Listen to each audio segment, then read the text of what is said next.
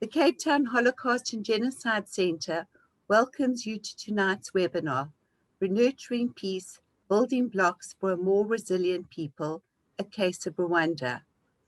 On the 7th of April 2021, we marked 27 years since the start of the genocide in Rwanda, a deliberate, intentional, and systematic mass killing which targeted the Tutsi population. The genocide lasted for about 100 days, and approximately 1 million Tutsis, as well as politically moderate Hutu and Twa, men, women, and children, were brutally murdered. I would like to quote Dr. James Smith, who's the founder and CEO of the Aegis Trust. If we can eradicate smallpox, put men on the moon, and decipher the human genome, surely we can learn to stop killing each other. With this in mind, the Aegis Trust has developed a successful model for peace education in Rwanda, supporting tens of thousands of young people across the country with the knowledge and skills to overcome the legacy of genocide.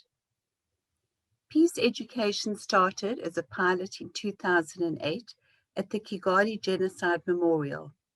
Between 2013 and 2016, the program expanded to cover 22 districts through the Aegis-led Rwanda Peace Education Program and the Genocide Research and Reconciliation Program. In 2014, the Rwandan Education Board announced inclusion of peace and values education as a cross-cutting subject in Rwanda's new national curriculum. From 2016, Aegis Rwanda's Education for Sustainable Peace in Rwanda program supported the curriculum change, embedding peace and values education in the classroom while strengthening the skills of teachers through peace schools. A major shift of the new competency-based curriculum is the emphasis on skills like critical thinking, empathy, personal responsibility, and trust are strengthened through interactive teaching methods. And so it gives me great pleasure to introduce to you our guest speaker tonight, Anita Dominique Kariyangwa, who is the Director of Programs for Aegis Trust Rwanda. She has a master's degree in business administration from Maastricht School of Management and a bachelor's degree in economic management analysis acquired from Tshwane University of Technology in Pretoria, South Africa. After almost 10 years of working in capacity building within various organizations, including the National Capacity Building Secretariat in Rwanda, Anita chose to dedicate her skills and knowledge to peace. Before she became the Director of Programs for the Aegis Trust, Anita served as Program Manager for Rwanda Peace Education Program, a program, as I've mentioned before, led by Aegis Trust, which seeks to promote behavioral change to prevent mass atrocities and genocide like the 1994 genocide perpetrated against the Tutsi in Rwanda. She was fully involved in the work that led to the inclusion of peace and values education in the Rwanda school curriculum and is currently playing a leading role to accompany the implementation of the new curriculum. Anita, on a voluntary basis, serves as a district council member, a board member for Wellspring Academy, and a board member for the $1 campaign. Anita lives in Kigali and continues to serve as a peace promoter. Just a few housekeeping rules. For the duration of the talk, all cameras and audio will be switched off. At the end of the presentation, Mr. Ernest Kajaba, one of our trustees of the Cape Town Holocaust and Genocide Centre, will moderate the Q&A session. For ease of identifying all of your questions, please will you type them in the Q&A or chat section, which is at the bottom of your screen. And now, it gives me great pleasure to welcome Anita Dominique Kariyangwa. I'm sorry, Anita, it's a very long surname for me to pronounce.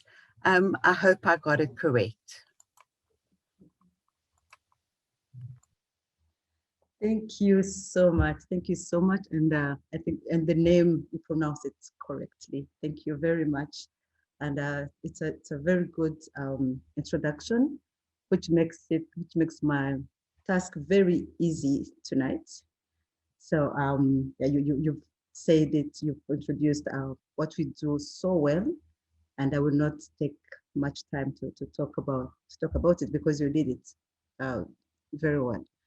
So without wasting too much time, I'll share immediately screen. I have a presentation. It's not a long presentation. Um, and as you said, so this is the topic. This is what we're going to talk about, how we building blocks for a more resilient people. Oh, we're talking about resilient people. I think that must be because because of our history. So we had to do something to make sure that we overcome our pasts without forgetting it. We're not going to forget our past, but how do we learn from our past to make sure that what we went through in 1994, genocide perpetrated against Tutsi, doesn't happen in Rwanda or anywhere else. We want our history or what happened to us to be a lesson to the world so that no one can dare repeating what we did, and also make sure that never again becomes a reality, because never again was said over and over again, and we believe that maybe one day this never again will become a reality. So the presentation, this is the outline. I'm going to talk short in a few words about the historical background, because you can't start talking about genocide and you can't start talking about peace without looking at the historical background. How was it before? We also talk about the 100 days of genocide perpetrated against Tutsi. We look at facts and challenges. We'll see how we tried to face those challenges as a country, but also our role as Aegis Trust and other organizations, sister organizations. Yeah, those are the peace initiatives in the country who is involved. We'll look at Aegis Trust model. You talked about it, but we'll also look at it in a few, um, but not too much words. I'll just try to summarize it. We'll look at what we are doing outside Rwanda, then we'll conclude. What do we take home? So historically, we're looking at the pre-colonial and the colonial periods. In Rwanda, we have, when people talk about Rwanda, um, people tend to think about three groups of people, Tutsi, Hutu, and Twa. But we have 18 clans. And when you look at those 18 clans, you find in every and each clan, Tutsi, Hutu, and Twas. This takes me to the second point where we show that those three groups, they were actually socio-economic classes, not actually ethnic groups, like the way we know ethnic groups in other places in Africa. So the Tutsis were cattle keepers, the Hutus were farmers, and the Twa, they used to do the hunting, the gatherers, pottery, that kind of work. So if you look at those three groups, it's about what they do, not necessarily the ethnic groups. There was no particular land for each class. So you move from north to the south, from east to west, and you will find all those three groups of people and living together. They lived harmoniously side by side as Rwandans. There was a lot of intermarriage. There was really nothing that separated them, apart from knowing that one is a cattle keeper, the other one is a farmer, and the other one does the pottery. We speak the same language, and that is Kinyarwanda. They have the same culture. There's no such a thing as a culture for Hutu or a culture for Tutsi or a culture for Twa. We have the same culture, and we followed the same monarchy system. We had one king who one king for all the three groups of people. Um, so the time came when during the 60s, where the whole of Africa was looking for independence. So this did spare Rwanda. Rwanda started also to seek for independence. At that time, it was under the colonial period, the Belgian colonial period. In 59, I'm trying to go through this a bit fast. In 59, we experienced the death of um, the king Mutara III Rudahigwa. He died in Burundi. Um, some theories say that he was actually killed because he was fighting for that independence. It is at that time that we started experiencing the first killing targeting Tutsis. When we talk about genocide today, most of the time we focus on 1994, but actually when you look into this closely, you see that it actually started in 59. And then from 59, we realized that almost every 10 years, there was a repeat of killing targeting Tutsis. It is that time that Tutsis were forced into exile. We had the first wave of refugees um, moving from Rwanda to different countries, neighboring countries, and even far. There was the abolition of the monarchy, and there were so many. The church was very much involved. Here we can talk mostly about the Catholic Church, but also other church leaders were involved. The picture that you are seeing below, it's a picture that was taken during the colonization, where the colonizer was trying to see what kind of difference exists between Tutsis and Hutus. You can see someone measuring the nose, checking the eye, how the eyes look like. So many ridiculous kind of research to emphasize the difference between Hutus and Tutsis. And one can say that this kind of research didn't lead to anything else rather than the discrimination that we saw, and which culminated into the genocide against the Tutsi. The First and Second Republic didn't change much. In 62, Rwanda became independent. That was very good. It was really something to be happy about. But then the same kind of discrimination that started during the colonial periods continued. There was the administration was based on ethnicity, education, employment, military, everything. Like they would check who is there. Are we bringing in Tutsis in this employment? Are they Hutus? So it was really emphasized. Tutsis were there was the first deportation of Tutsi in isolated areas like Bugesera and another place called Rukumberi. Those places were not places which are sweet for human beings. There was a lot of tsetse flies, and it was really a forest. So people died. So many Tutsis died there.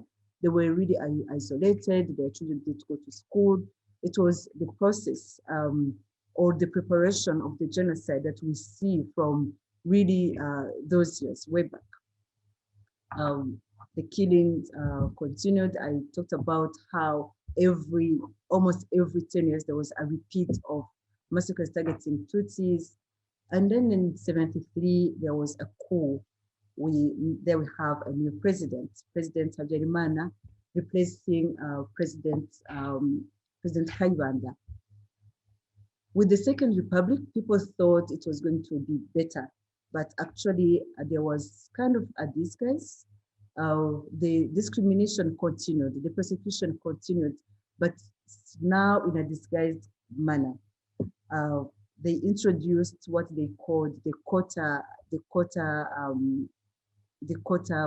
politic, if I may call it that way, where they count, say, oh, it's 14% for Tutsi, it's 80-something% for Twa, it's 1% for Hutu, and 1% for Twa.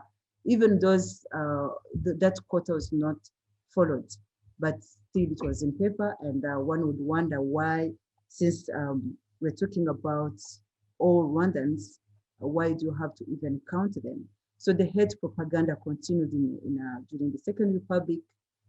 There was the creation of the militia group, which was trained and given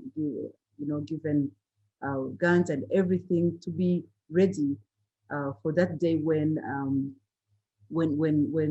the sign is given to start with what they're supposed to do. They used to call it work, so to start the work. And the work in this case means killing Tutsis. That's the vocabulary which was used even in the 60s.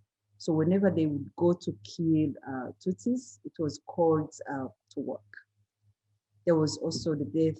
During that time, the RPF attacked. They wanted to come home.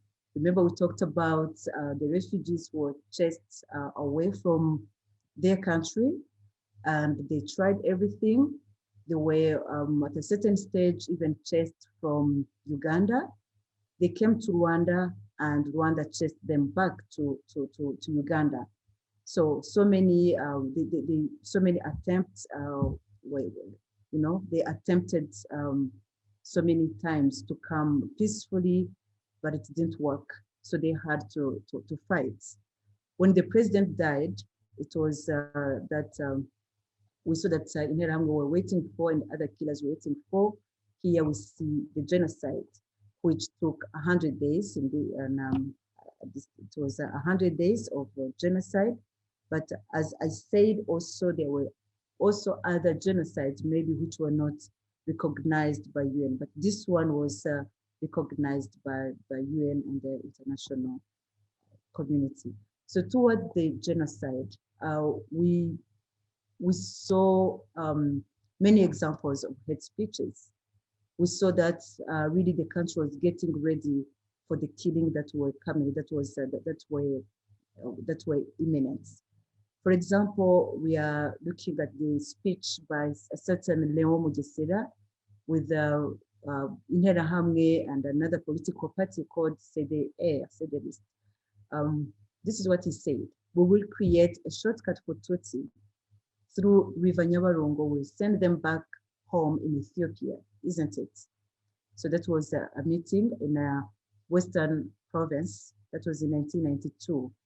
There's a theory in Rwanda that Tutsi came from Ethiopia. That's why he was saying that they will send them back in Ethiopia. So that time that theory was ongoing.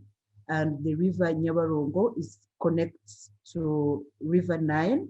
So here what he's saying is we're going to kill them, throw them in Nyabarongo, and send them back in the river in Ethiopia. Theonest Bagosora was a high-ranked soldier in Rwanda. During the negotiations of in Arusha, when he was going home, he said he was going to organize the apocalypse. We all know what apocalypse is. It is the end of the world. So he said he was going to organize the apocalypse. He was not referring to the word. Since he's Rwandan, he knew what he was talking about. Kangura is a newspaper that was also prominent in Rwanda. In 1993, they wrote what they called 10 Hutu commandments. One of the commandments, the 8th one, says the Hutus should stop having mercy on the Tutsi. That was in 93. So it was really preparing them to what was going to happen. But all the 10 commandments, they are all in the same kind of thinking. And this was not the first time that we saw 10 commandments. Even in the 60s, we saw these 10 commandments. In also one of their publications, they said, that was in 1993, they said Habyarimana would die in March 94. So this is something very important. Someone said in 1993, with precision, and this was a paper which was really used by I would say the government. They said that Habyarimana will die in 1994 in March. And we all know that he died in April 1994. So is this a coincidence? I'm not sure. So this is what they said. Last month, we saw tangible evidence showing us how Habyarimana is about to be killed. This time around, he won't be killed by a Tutsi, but he will be killed by a Hutu. This is Ngeze Hassan from Kangura Special 1993. We all know about this radio television Libre de Mercredi, which was also used during the preparation of genocide and also during the genocide itself. It was used to announce where people are hiding, to really accompany the killing. It was the hate media that did a lot of work. Kind of trying to emphasize this this page, talking about hate speech, because we see it again, we see it in many places, and sometimes we can't even recognize it, or we think it's okay, we think it's normal. So, and highlighting this to say that we went through this, and maybe that time we laughed about it, but when the genocide happened, we realized that nothing should be ignored when it comes to hate speech targeting a group of people. 100 days of genocide against Tutsi, facts. We all know we are talking about 1 million, more than 1 million. I always say that the number of people that was killed, that were killed in 1994, the Tutsi that were killed during those 100 days, it will be difficult for us to know. Why? Because the second bullet is talking about 15,000 families which were completely wiped out. The river Nyabarongo that Mugesera talked about, it was also used. So many families, there is no one to even mention their name. So it's difficult to know exactly how many were killed.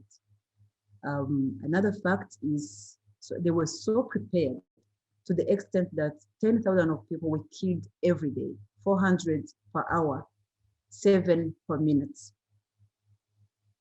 So this can't happen if people are not really prepared. Women were raped. Rape was used as a weapon during genocide. And this was not the first time. Even in 60s, this was a weapon which was used on Tutsi. So many women, Tutsi women were raped and were left, some of them were left with AIDS. They had to struggle with it. Some of them died immediately after genocide. So many of them got pregnant with the babies that they didn't really want. So this caused a lot of trauma on them. That's another fact, on women and also on also men and young people. So for women, it was a bit something different because they also had to live with those babies that they didn't actually want. Victims were tortured, and there was physical destruction. After the genocide, there was so many challenges. First of all, there was no state machinery. Everything was destroyed. Everything was gone. So the country didn't know where to start from because there was nothing. There were no schools, no hospitals, nothing. 3.5 million refugees. They went in neighboring countries, mostly in Congo. It was a big challenge for Rwanda because the country was almost empty. So many were killed, others were gone. So it was a big challenge for the country. We had so many orphans, wounded people, widows, no shelter, trauma. I talked about trauma. So it was really, the country was in a big mess. And there was a need for justice. And we had to live together. there was genocide ideology. So all these are challenges. The country was considered a failed state.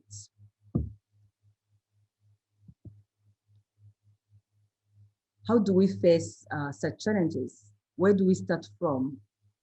There's a lot, all these challenges that I talked about, but there's also the state machinery which does not exist. Where do we start from? So the country had to start from rebuilding the society. There was the emergency phase, then rehabilitation, then priority focus. I would say that today, as we talk, we are at that level of priority focus or development, but still we are facing the challenges. We are still experiencing the challenges from the 1994 genocide. So you look at it, you see different colors, but still the trauma is still there. The poverty that was left by the genocide is still there. The lack of trust is still there. So how do we do it? How do we make sure that as we move towards development, we also make sure that the foundation is clean? What can we do so that people can feel like they are part of this, they are taking this journey as one people? So it was really a big challenge, and so many people had to be involved. There were a lot of peace initiatives, but I would say that yes, it was bad that we went through the genocide, but it was also easy for us to talk to people because they still remember what they went through. We all know how the lack of peace looks like. So when you're talking about peace, people listen, they know what you're talking about, they know the alternative. So many people were involved. I would start with the government of Rwanda, government initiatives. So many initiatives were put in place to try to bring people together. I'll talk about the National Unity and Reconciliation Commission.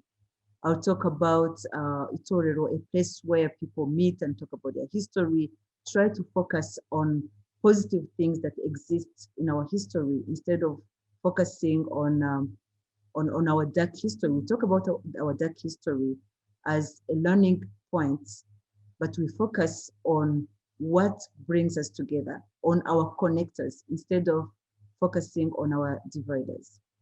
The civil society was involved, the faith-based organizations were involved. We talked about how the church was so much involved in the destruction of the country, but this time we are seeing faith-based organizations being part of the journey to peace, trying to nurture peace in Rwanda. International NGOs that were Aegis Trust Force, bilateral cooperation, and we also look at formal and non-formal education, peace and values education, the curriculum, we talked about it, and also Aegis accompanying the implementation of the curriculum. When we started this work of peace education, we were working with a program called Rwanda Peace Education Program, where we went around in 21 districts talking about peace, sharing stories of peace. And we were working mostly with teachers. And teachers were telling us that, yes, this is very good, but since it is not in the curriculum, it's difficult for us to implement it in our classes, in our classrooms. So what we do, what they used to do is to do it during their extracurricular activities, but that was not enough. Towards the end of Rwanda Peace Education Program, we started the discussions with the Rwanda Education Board, which was at that time revising the curriculum. And we were lucky to see, we were blessed, we were glad to see peace and values education being included in the curriculum as a cross-cutting issue. When this was embedded in the curriculum, definitely this was something to celebrate, but at the same time, we didn't know how to do it, since it is going to be a cross-cutting issue. It's going to be in chemistry, it's going to be mathematics, it's going to be in sports, in everything, and at all levels, starting from nursery to university. How is it going to look like? So what we did, we said, we also don't know how it's going to look like, but let's do it together. So we start with teachers, and we try to create something with them.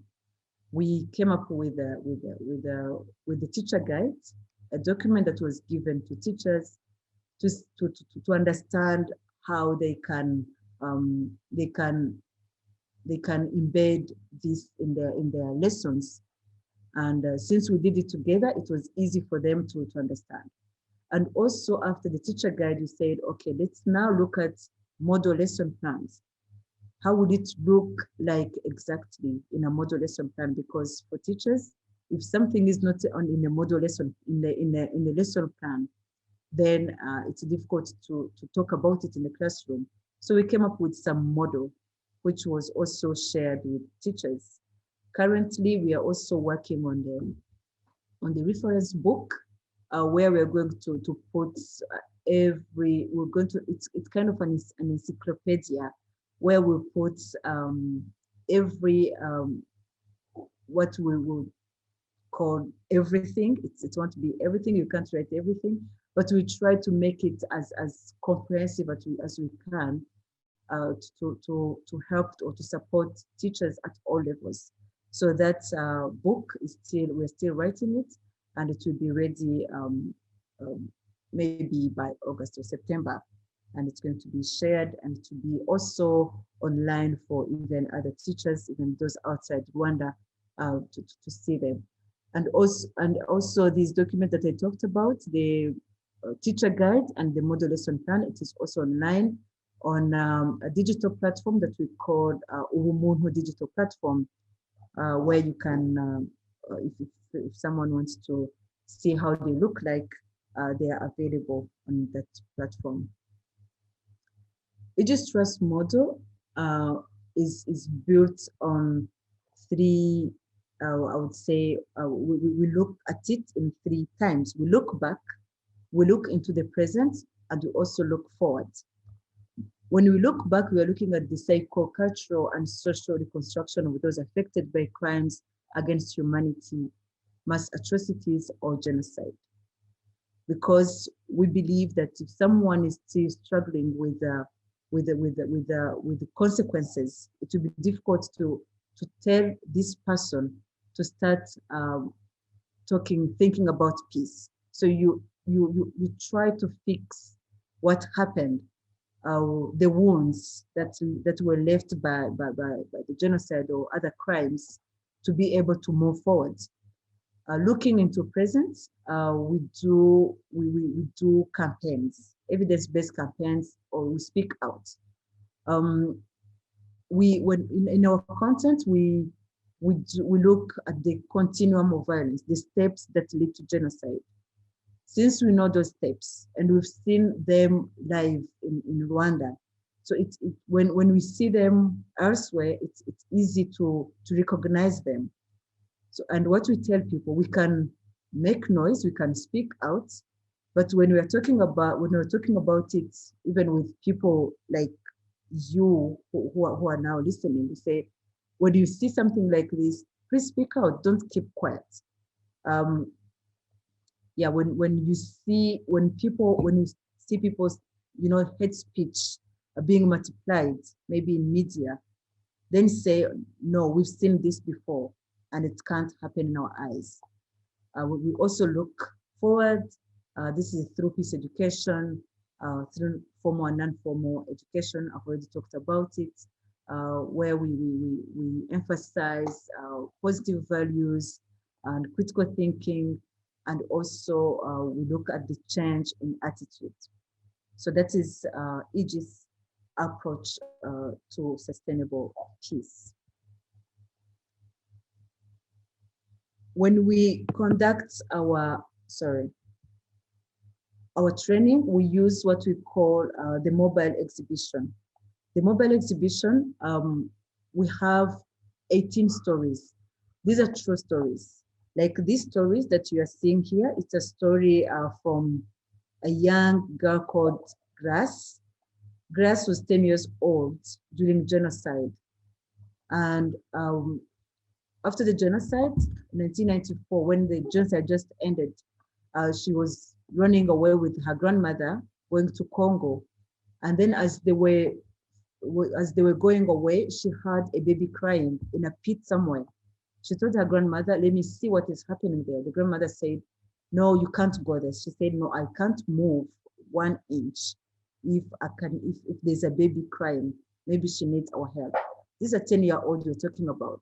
So she went in that pit and she saw this baby on her mother's chest, trying to get some breast milk. But the mother was about to die. So the mother told Grass, her name is Grass, she said, Grass, can you take this baby? Maybe both of you will survive. Grass took the baby, she put her on her back, and then she used a stand cloth, we call it kitenge, from the mother. She put the baby on the back. Then she started moving, going to Congo. The grandmother was not happy because she saw, according to her, this baby was a cockroach. Remember dehumanization. The baby, in the eyes of a grandmother, was a Tutsi, not a baby, but a cockroach. She said, where are you taking that cockroach? The Grace said, this is a human being, not a cockroach. The grandmother said, if they catch you with that baby, because they were running away, they were with so many in Interahamwe going to Congo, the grandmother said, if they catch you, they're going to kill you. They're going to kill you and me and the baby. Grass said, if you are scared, if you fear for your health, for your life, you can walk a bit faster. I'll remain behind. And if they kill me, they can also kill the baby, or if they want to kill the baby, they can also kill me. So I'm ready to die with this baby. This story is very challenging for whoever listens to or visit our mobile exhibition, because they say if a 10-year-old was able to take this decision, how can another person do? This 10-year-old showed a high level of critical thinking, but also a very high level of empathy. So we have this story and 18 other stories, depending on what we want to talk about. I will not go through all the stories. So the mobile exhibition shows our history. It talks about genocide. It talks about consequences, and it also talks about peace building. This picture here, it is the mobile exhibition itself. You can see people visiting the mobile exhibition. And here it's a classroom. So some students who were going through our peace education program. We do, we try to we don't assume that these young people don't know, like we don't assume that they know nothing about the consequences. Like here, exactly, they're working on the consequences of genocide. So we don't assume that they don't know anything. What we do, we give them the floor to talk about those consequences themselves. We will try to make it participatory. That's the approach that we chose to use. So, and most of the time when they talk about these consequences, you realize that they actually know them. And this makes it easy for teachers to talk about the history of genocide, which is very difficult. Some teachers don't talk about it because they don't want to wound someone or to get wounded themselves, or sometimes they don't even know what to talk about. So when they make it participatory, they open the floor and they become facilitators themselves. So what we encourage them to do is to act as facilitators in a classroom rather than like the way we know teachers in olden days. So this is, it's the Gachacha court. Maybe some of you talk about it. It's the court it's the community courts, not really formal. It was introduced immediately after genocide to try to support. It was also another challenge because so many people were involved in the killing or in the genocide. So it was important that that the country comes up with um, other options. And this kind of justice, it's not like the normal justice, because it's the justice that reconciles. It's not the justice that only punishes. The punishment also took place, but it is according to history, like the homegrown solutions. It's the justice that reconciles. Into the mix of the mobile exhibition, we see positive. We talk about positive values. We talk about critical thinking, listening and sharing, active bystandership, empathy, forgiveness, social reconstruction, personal commitment, and action. This picture that you're seeing here, you're seeing people taking steps. When they started this activity, they were all on the same line. This is it's an exercise about forgiveness. When we talk about forgiveness in our programs, we don't assume that you press a button and everyone forgives everyone. No, that's not what happens. You can have gone through, two people, three people may have gone through the same thing, the same trauma, the same everything, but their steps are different. So one can get there before someone else. So what we are encouraging people is to say, don't say that someone is unable to forgive, because the journey should be personal. So forgiveness is a personal journey. For one person, maybe it happened in 95. For someone else, it hasn't yet happened in 2021, and it's okay for both of them. During our programs, our peace education programs, specifically during the Rwanda Peace Education Program, we learned a big lesson. We learned that many students were telling us, and also teachers were telling us, that what they learn from us is really good, they like it. But sometimes when they get home, specifically students, when they get home, they have to face another teacher. Those are parents. So some parents give wrong information, willingly or maybe unwillingly. So, and since we are looking at the future, we said it's important that we also look at parents as peace educators. So we started involving parents in our peace education. We developed some content which is relevant for them, and we also helped them to be able to discuss or to tackle different difficult conversations with their children, because some parents they find it difficult to talk to their children. We know that so many, like now it is the generation that is giving birth today, they were young in genocide, and most of them lost their parents, and now their children are asking, where are our grandparents? Where are our aunties? Where is everyone? So we also supported them to start those difficult conversations with their children, because it's confusing for the younger generations, and also we believe that home is the best ground to nurture the next generation. So we started training our parents as peace educators. Youth engagements with youth.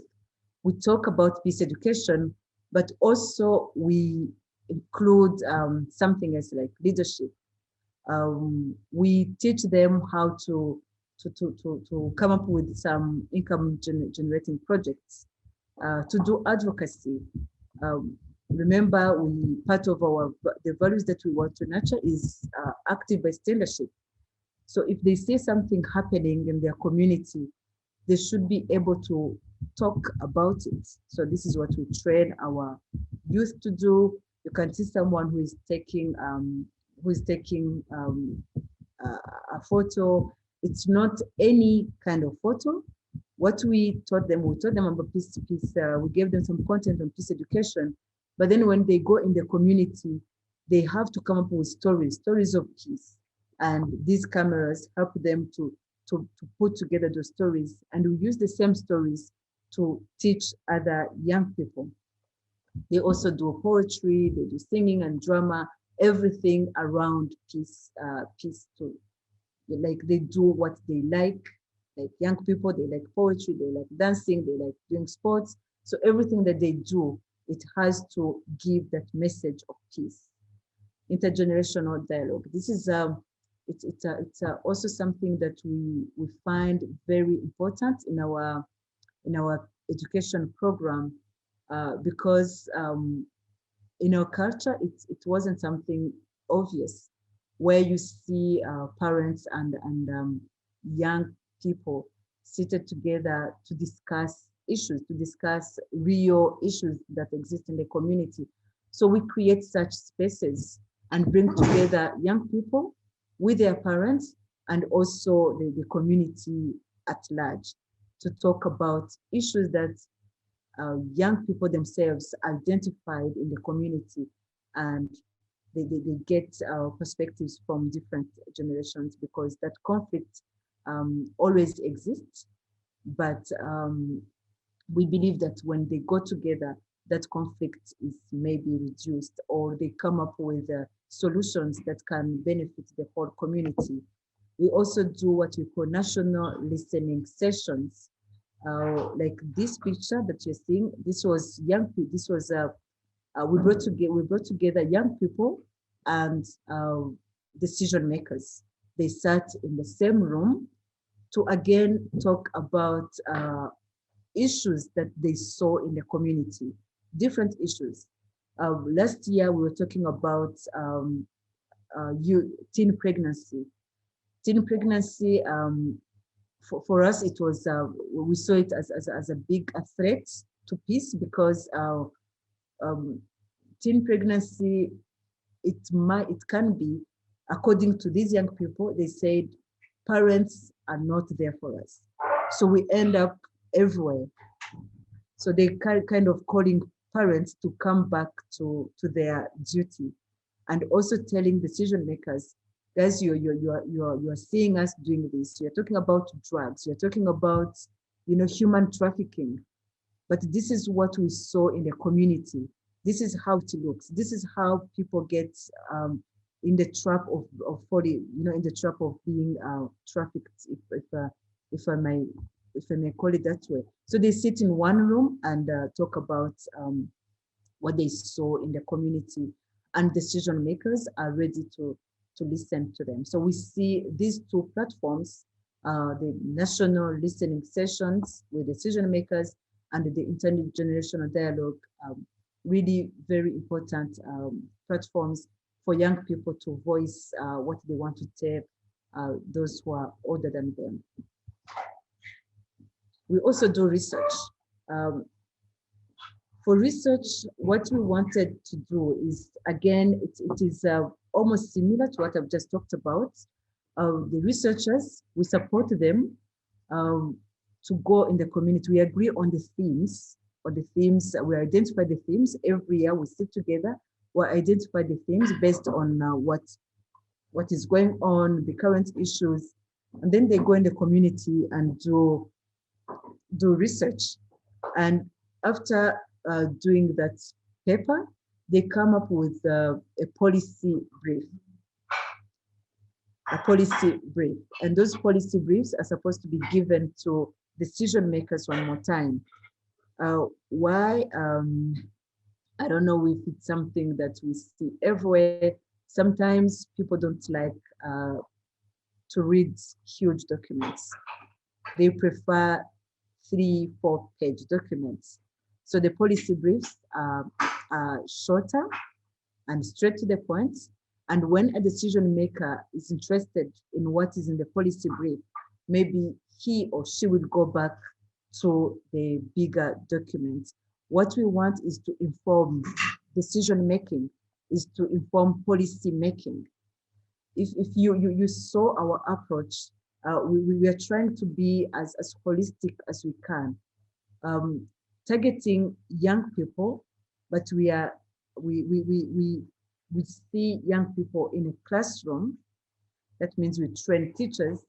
We see young people at home, and we train parents, and we see young people in the community, or in the community where we try to make the environment as friendly as we can through research. Like the decisions which are taken, the policies which are put in place, are they friendly? Are they peaceful? Or can they cause other negative effects? So that's how we try to make our work as holistic as we can. Going beyond Rwanda, we are now working with Central Africa Republic, where we were invited actually by a consortium of organizations to work on like to fight religion-based conflicts. As you know, the conflicts that have been happening in Central Africa. So currently we're working with them, we're working with their Ministry of Education to come up with some long-term decisions or behavior change, something that can help to resist that kind of conflicts that are in existence in the Central African Republic. We also have a program called Change Maker Program, which is a youth leadership program. And it also goes beyond Rwanda. We work with South Africa, one school, I think called Tambo, is it Tambo, something, secondary school in Mozambique, in Gambia, Nigeria, and very soon we work with Zambia. So yeah, we are trying to take our lessons beyond Rwanda, because if we're able to move on despite what the country went through in 1994, we believe many countries can also overcome anything that can separate them.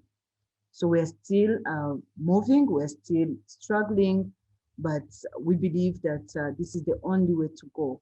Behavior change, learning to live with each other, learning to think critically, learning to have empathy, because if you have empathy, then you can't kill someone, you can't destroy someone's property, you can't really do those things that are inhuman. As we close, I thought of sharing with you the 3 keywords that I found from a speech that the president of Rwanda once gave. He said that we made 3 choices as Rwandans after genocide. We chose to stay together, we chose to be accountable, and we chose to think big. These 3 words can fit in many initiatives, but in terms of peace, staying together, it goes without saying. We talked about the 3 groups of people these are Rwandans. We have to live together, we have to stay together, and there's no, I don't know whether we even wanted to have a different option, but that's how it is. We have to live together, and this is a choice that we made. We chose to be accountable. Accountability in peace. What kind of choices do you make? Are they in line with peace? We think big. We know that peace, immediately after 1994, peace was kind of a magic word, something that you don't understand immediately, but something that that you think is very important. The only thing that will give us the development that we are looking for. There's nothing that we can achieve if we don't have that peace. So peace is a journey that one makes by choice. It's not something that it's not something that happens just like that. Sometimes you may even say that it's a painful choice for some people, because there are some choices that you make that someone may look at and say, if it were me, I wouldn't have taken that choice. But if it is to make sure that peace prevails, then you make the choice, because the alternative is costly. Then at the end, I'm talking about Ubuntu. I know we all know the meaning of Ubuntu. In Rwanda, we say Ubumuntu. It should be everyone's motto. And then also on this slide, I try to, this picture, sorry. There was a picture where the first lady was meeting some old ladies. These are women who lost everyone. They lost their husband, they lost their children during the genocide perpetrated against Tutsi. It is again a consequence, or a costly consequence, where there's no peace. So that's what I wanted to share with us tonight. And thank you for listening and giving me the opportunity to share with you. Thank you.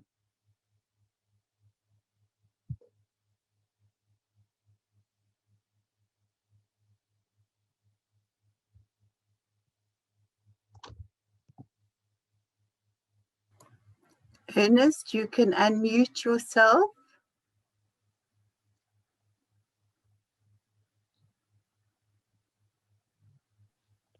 Thank you so much, and thank you, Anita, for a wonderful talk. And we have reached the Q&A session. I'm going to be flipping back to the one question that I found is that there was somebody, the name is Lead. They would like to know the link to the digital platform where the curriculum is available. I think it is wumono.rw. I think, Anita, if you can just confirm, and then I'll tap the answer. Yes, it is. Yeah. Okay, let me just maybe before I go into the other question, I can just quickly type it and okay.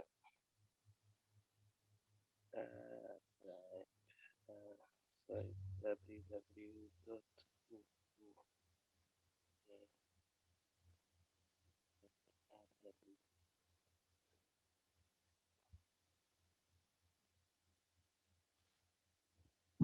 Okay, I think it has just gone. There was just a comment. There was one comment that came from Oli. Just to say, look, it is so fascinating to see parallel to what happened on the path to genocide during the Holocaust, because in this, it's to say there were some similarities. To say, look, they were measuring noses, profiling people in segregation, and hate speech. So there is similarities between the Holocaust and the genocide against Tutsi. There is one question from Heather. It goes, are children who are born as a result of rape marginalized by their community? And if so, how does one deal with this? Please assist Anita.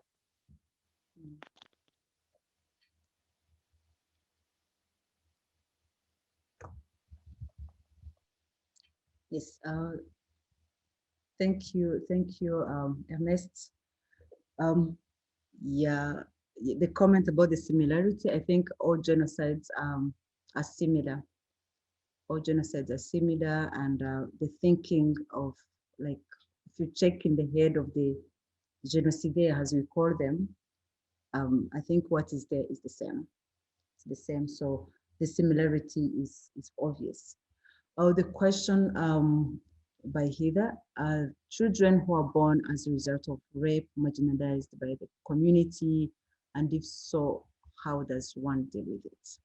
This is a big, it's a big challenge in the community in Rwanda because not only they are marginalized by the community, as I said, even their mothers didn't want them.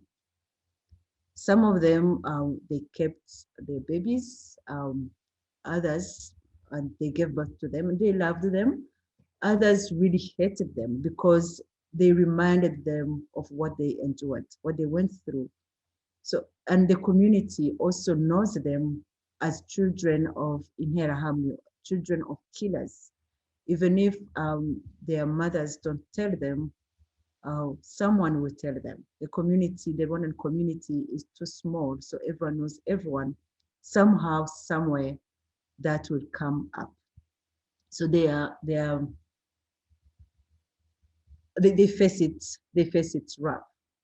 But what is happening currently? There's some organizations which take care of them to support them to heal from I would say they're traumatized. There are so many campaigns going on to talk about not necessarily them specifically, but to talk about children rights, to talk about trauma, to talk about trauma in general, to talk about the consequences of genocide, so that people can know that it's not about these children. It's not their fault. They have nothing to do with what happened with their birth. Their birth is, they didn't choose to be born that way. So there's that campaign that people talk about, and there's that campaign, and people start to understand that actually these kids are also victims. So yeah, for those who don't understand, they can marginalize marginalize them, but it's not something general that we see every day, but something that is clear. Is that they go through a lot. The fact that they don't know even who their father is, because in most cases, um, these women were raped by many men, so they don't know who the father is. And the child wants to know, who is my father? The mother says, I don't know. So by even pronouncing those words, the mother goes back to, it's kind of a trigger for her. The child feels like she's a trigger herself. He or she is a trigger herself to what the trauma that the mother is facing. So it's something very tricky and something very difficult to manage, because you don't even promise them anything. You don't know. They're asking questions, but they don't know when you can't promise them that they will ever see who is that father. And also these kids, some of them, they don't even want to know who they are. So it's a bit mixed. Some of them, they want to see this person and say, why did you do this? Others say, no, if I see him, I will kill him. Or if I see him, I actually don't want to see him. So it's a bit, it's mostly at, you have to fix their psycho-social well-being first, train the parents to support their children, and also train the community to understand that these are consequences, and also support these children, and also their mothers. Yeah.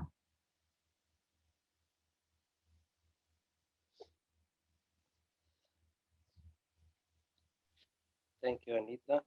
I would like to, okay, there was a question from myself. It is to do with the Parent Peace Educator Program. Has it been initiated for Rwandans living abroad? If so, where? Thank you. I would say not yet. Not yet. This is something that we've started, we are thinking about. We've started talking to the Ministry of Foreign Affairs, and also checking with our embassies how feasible this can be. But yeah, we haven't yet started like practically to do it, but something that we have in plan. We know that parents and also young people living abroad, they are Rwandans, and they're also the citizens of the world. It's not only being Rwandans, wherever they are, they should be peace makers or peace educators. So we haven't yet started, but if what we tell people, if they want to receive this kind of training, they can organize themselves. With the technology, things became kind of easier. So if they they organize themselves, they can tell us, and then we can plan something for them. Or if by chance they are in Kigali, in big number, they can also tell us. We are always happy to talk about peace education, not only to Rwandans, but also to non-Rwandans. So we've also trained people from embassies, non-Rwandans, who want to know how to raise their children in a peaceful way. So yeah, we haven't yet, but we have it in plan. Thank you, Ernest, for reminding us.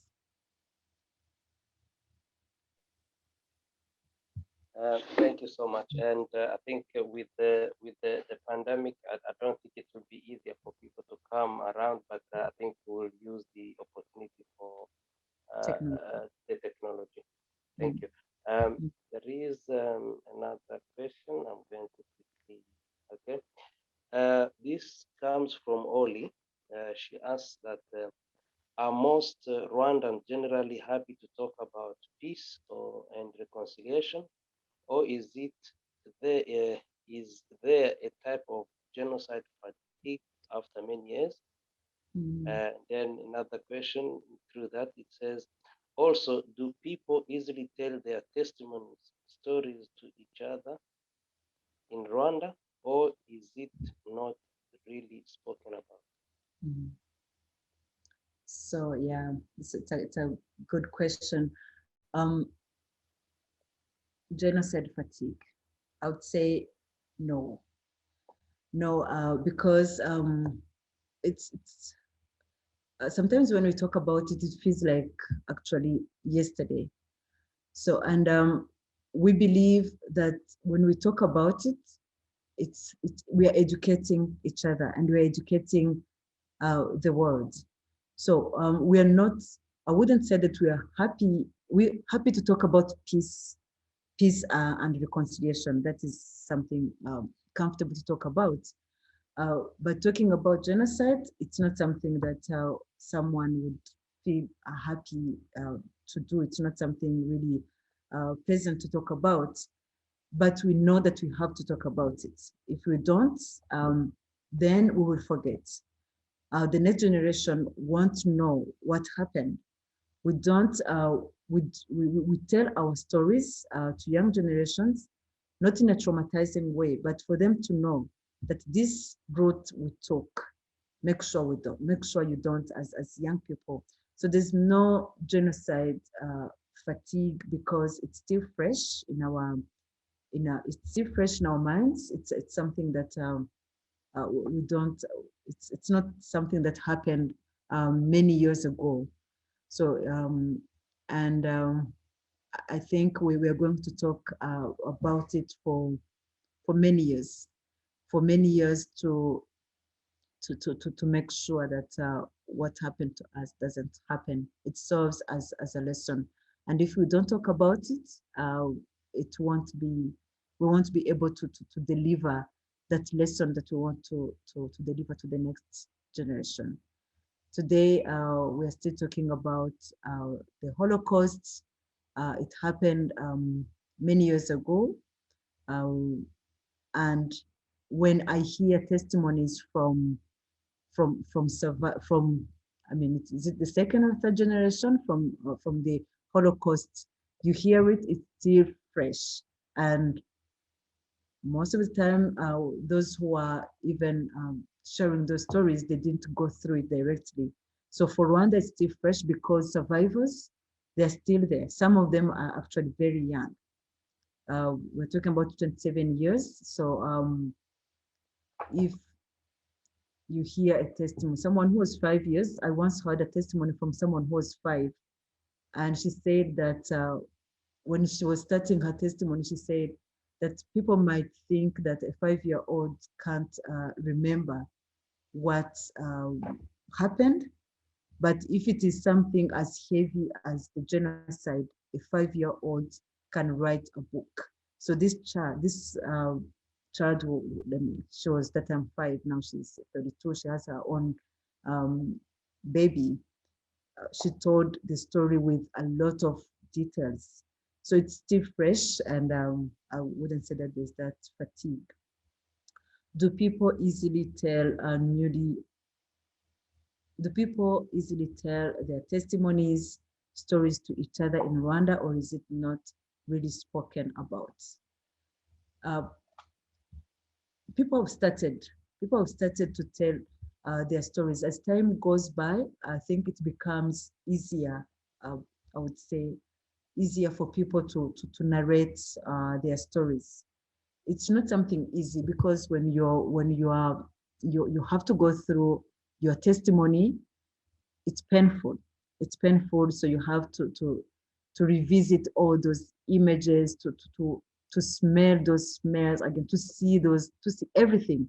Everything has to come back. So it's not something easy to do. But of recent, we've seen that people have started to share their stories and writing books, sharing their testimonies in families. They sit together during the commemoration period and share their testimonies. So it's not something comfortable to do, as I said, but things, I would say, if I compare how it looked like in 95 or 96, today it's getting better. People can share their stories, still painful, still in tears, but they share their stories. Yeah.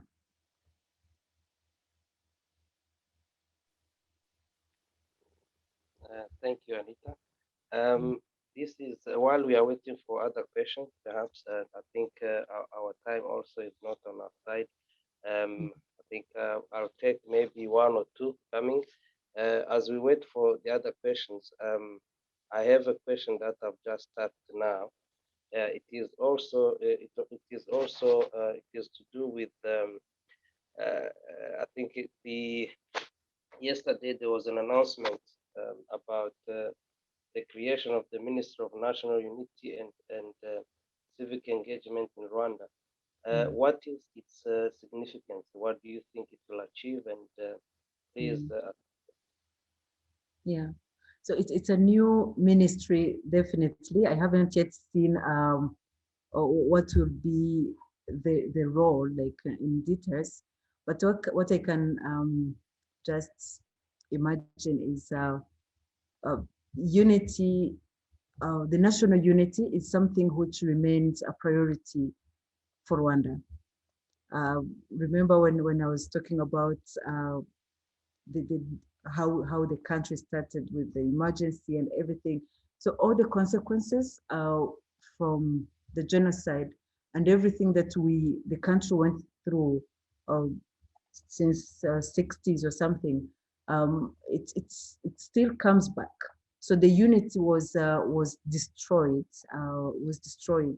and it remains a priority because I think coming up with this ministry is kind of saying, we believe that if we are not united, then we won't achieve much.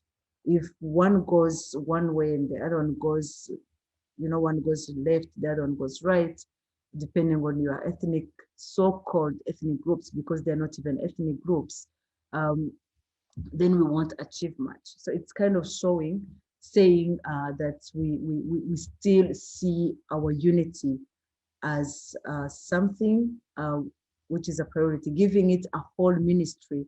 We already have the National Unity and Reconciliation Commission. It's there, it's doing a great job, but now taking it to the level of a ministry, it shows the importance that they are giving to our unity. Civic engagements. I think it goes with with the role of each of us, of like the citizens engagement in what we do in the country. What is our role? How can we make sure that we achieve what we want to achieve, and also not wait for someone to deliver. It's kind of building capacity, creating capacity for the citizen. So there's that unit, but there's also your role as a citizen. What would you do? What is it? We're talking about development. What will your role be? We're talking about our history, the history of the country. How much do you need to know to make sure that you are able to, I mean, to tackle different issues, to understand the path that the country chose to take. So I don't know much about this new ministry, but if I was to guess, I think it will just to show the importance that the country is giving to the unity and recognizing that the wounds or the consequences are still in existence. We have to deal with them. Yeah. Thank you. And I know the presentation was made before this, and it was only yesterday. And but thank you for the answer. There is another answer, another question. It says that this is from Emmanuel. How do you help people who lost their loved ones and still live with the trauma of the unforgiveness? Do you have programs to help such people? Trauma and unforgiveness. Yes. Yeah. Yes. So first of all, yes, we do have such programs. With Aegis, what we do through peace education, we learn from people. This is the feedback that we're getting from people, is that when they get to know everything, they get to know the history of genocide, when they get to know the steps to genocide, when they get to know how to reconstruct the society, or how to become, we talk about continuum of violence, but we also talk about continuum of benevolence. We open people's eyes to see the needy in the community. So through everything that we go through, through our training, the feedback that we get from our participants is that peace education in itself has the capacity to heal. Even if you don't talk about trauma healing, many people tell us, I feel healed. Of course, when they say it, because in our classrooms, we always have a counselor. We don't take it like just like that and say, okay, you are healed, you go. We say, okay, if you say that you're healed, how does it feel? Then they talk to the counselors. We have counselors who talk to them immediately after the training, and they continue accompanying them in their healing journey. But we also have different organizations. We work with Never Again Rwanda. They have a fully fledged program which looks at trauma healing. So, and we also have counselors in like everywhere in the country. Counselors everywhere in the country. They help people And if necessary, they can take them to different centers. Some centers were put in place. They are not yet many because we have so many cases of mental health issues. But we now have those places where they can, where people who need help can go. And what we also do, we raise awareness, because it used to be something that people don't understand or don't know, uh, where mental health was something that you don't want to talk about. You don't want to acknowledge that's it's there. You don't want to acknowledge that you have someone who is struggling in that area. So there's that awareness which is going on to tell people that just the way you can wake up and I mean, you have problem with your eyes, you can also have those issues, and there's nothing wrong uh, to seeing a therapist. So that's one thing that is being done. And the forgiveness, it's a journey. As I said, we don't tell people to wake up and forgive, because we accept and allow them to go through that journey. So we have it as part of our content, but as I said, when we talk to our participants, we allow them to take that journey as a personal journey. Okay, thank you so much, Anita. I think I would like to again thank you for on behalf of the Holocaust and the Cape Town Holocaust and Genocide Center. I would like to thank you for your work that you do, and hopefully the vision and mission will be achieved, and obviously for a better future for the future generation. Um, I would like to also thank our viewers for their support, and hope to see you in our program to come. Thank you so very much for your time. Thank you. Thank you so much. Thank you. Bye bye. Thanks. Bye bye.